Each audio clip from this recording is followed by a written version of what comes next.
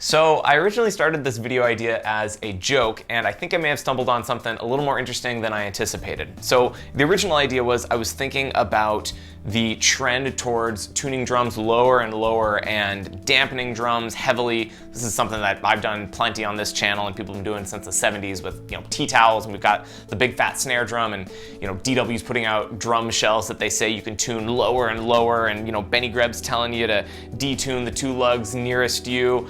And I was just thinking, why not take this trend to its logical conclusion and just have no tension on the top head, right? Cut out all the middlemen and all the finagling and figuring things out and just screw it. No tension on any of the top heads. So again, I kind of thought of this as a joke and it would just be a fun experiment, but there was a small part of me in the back of my mind that was thinking, well, these days, a lot of the coolest drum tones, at least that I hear recorded, aren't necessarily the perfectly tuned, pitch matched toms in a big, beautiful room with tons of resonance and perfectly captured by a slew of microphones. Sometimes it's just the most interesting sound. Sometimes it's dirty sound. Sometimes it's just something that doesn't even quite sound like a drum set at all. So that's what tends to catch my ear these days. And I thought, well, I never really hear about anyone literally having zero tension on any of the top heads, at least. So figured it's easy enough, let's give it a try.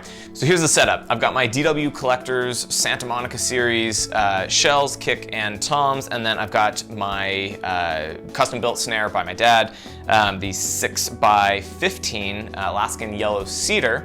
And then I've got a bunch of microphones here. I'll just run you through those real quick. On the bass drum, I've got an SM7 on the inside, and then I've got another custom built by my dad sub kick on the outside. In front of the bass drum, I've got a Coles 4038, and then behind that, also capturing some room sound, is a turned sideways, another Coles 4038. And then on the snare, I've got SM57 top and bottom. On the toms, I've got AKG C414, and these are the BULS versions, so these are the slightly older versions.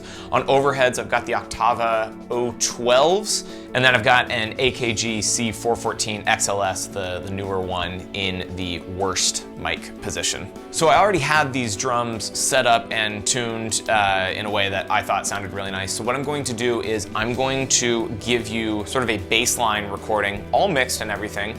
The idea is that we're going through all the same microphones, and I'm curious to see, what the room mics capture and what the close mics capture from the detuned drums.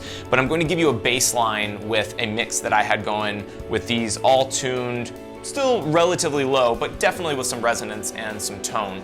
And then I'm going to show you detuning everything, just the top heads, but toms, kick, and snare all completely detuned, and then I will walk you through a few different configurations on how that actually sounds. And then I'll come back at the end with some comments because I think there are some things worth talking about.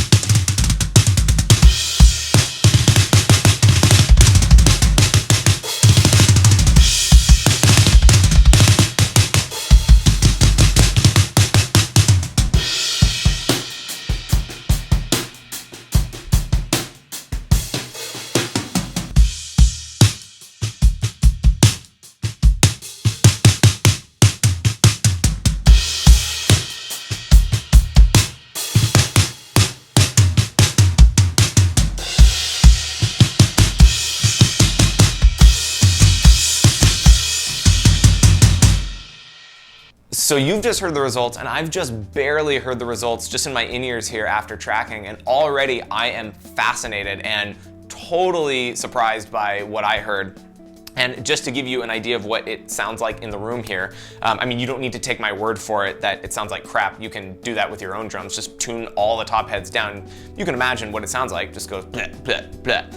But one of the benefits of the studio is the fact that we have multiple microphones capturing from multiple positions, and specifically close mics. Close mics I've talked about in the past aren't really a realistic representation of how we hear a drum. And so there are some drawbacks to that when you're recording, but there are also definitely some benefits too, especially in this situation where I thought the close mics sounded amazing. It was like the tea towel thing, but like even further in that direction. So if I was going to actually use this for a track, or if I was going to lean on this technique, I would definitely be leaning more heavily on the close mics. And you probably heard that it didn't really sound that good in the room mics, and in the mix that was meant for the original tuning where everything was tuned up, the drum sounded much, much better in the overheads and in the room mics, but the close mics just sounded wildly different, and I won't say better or worse, but they just sounded so interesting, and I could definitely see them being used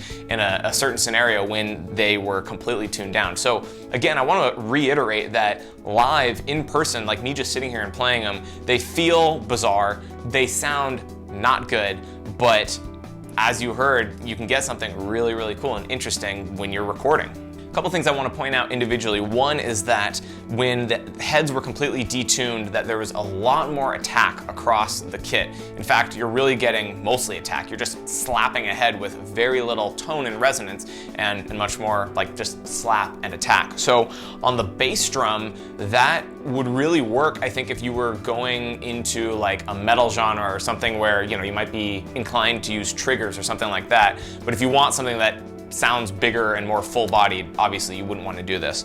The snare I actually thought was very usable, and once you start slapping EQ and compression on there, you could use this in a ballad, you could use this in rock, you could use this in country, all sorts of things you could use this sound for. And then the toms, like I said, sounded very reminiscent of the 70s thing, but just like almost even more extreme, like even further in that direction. And I feel like if you started adding distortion and extra processing, man, you could get to a really cool and unique place with each of these drums individually. So I think that there is an interesting discussion to be had here, and I really want to know what you think. I haven't really heard of anyone doing this, completely detuning the drums. Maybe the snare, but even the snare, I don't really hear about anything other than just completely detuning the two lugs that are closest to you.